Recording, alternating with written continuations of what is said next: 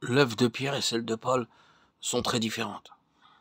En lisant l'évangile de Marc, celui de Luc et le livre des Actes, nous pouvons aisément le constater. Au reste, nous devons le noter, Marc a beaucoup reçu de Pierre et Luc de la part de Paul.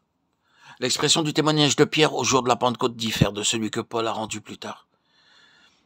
Ils ne peuvent pas être mélangés et l'œuvre de Jean est tout aussi distincte. Le témoignage qu'il a reçu du Seigneur est aussi différent de ceux reçus par Pierre et par Paul. En lisant Matthieu 16 et Acte 2, nous pouvons le caractériser par le royaume de Dieu. Tel est le témoignage de Pierre. La ligne de force de son ministère est rendue par cette réalité. Qu'en est-il de Paul ? Je pense que tous ceux qui ont lu l'ensemble de ses écrits ont été conscients de l'importance qui se dégage de cette expression, la maison de Dieu. En d'autres termes, il s'agit de l'Église de Dieu. Tout le témoignage et l'œuvre de la vie de Paul sont concentrés sur ce point particulier. Et finalement, le témoignage de Jean est différent des deux autres. Par exemple, il ne parle jamais des affaires qui concernent la vie de l'Église, alors que Pierre lui-même n'en parle pas de manière très précise, n'abordant pas même l'aspect de son organisation. Il mentionne cependant la question des anciens. Jean, quant à lui, ne dit mot sur les aspects de responsabilité dans l'Église ou de son organisation. Il parle presque exclusivement des pères, des jeunes gens et des enfants. Cela signifie que le témoignage de Jean est caractérisé par la famille de Dieu.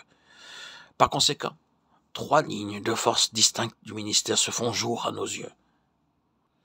Pierre est le royaume de Dieu, premièrement. Paul est la maison de Dieu, deuxièmement. Et enfin, Jean est la famille de Dieu, troisièmement. Si nous percevons clairement ces 3 aspects du ministère, nous recevrons plus de lumière de la part du Seigneur. Cela ne signifie pas, bien sûr, que Pierre ne mentionne jamais ce qu'il a été par Jean, car sans aucun doute, Pierre aborde aussi la pensée de la famille du Seigneur. Mais son principal sujet est toujours le royaume de Dieu. De la même manière, Paul parle aussi de la famille de Dieu, de même que Jean parle aussi du royaume de Dieu. Mais le thème central de Paul est toujours l'Église de Dieu, et celui de Jean, toujours celui de la famille de Dieu.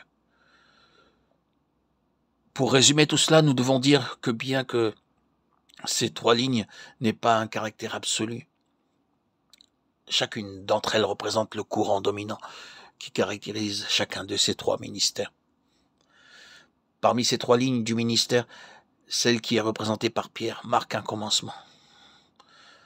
La première personne à parler du christianisme, c'est cet apôtre de Christ, tandis que la dernière à en parler fut Jean. Le dernier des 66 livres de la Bible qui a été écrit fut l'Apocalypse. Que dire de Paul ? Il se situe entre Pierre et Jean. Il succède à Pierre et il est suivi de Jean. Ce que Dieu met en relief à travers la Bible, et en suivant cet ordre-là, c'est donc le royaume de Dieu, la maison de Dieu et la famille de Dieu.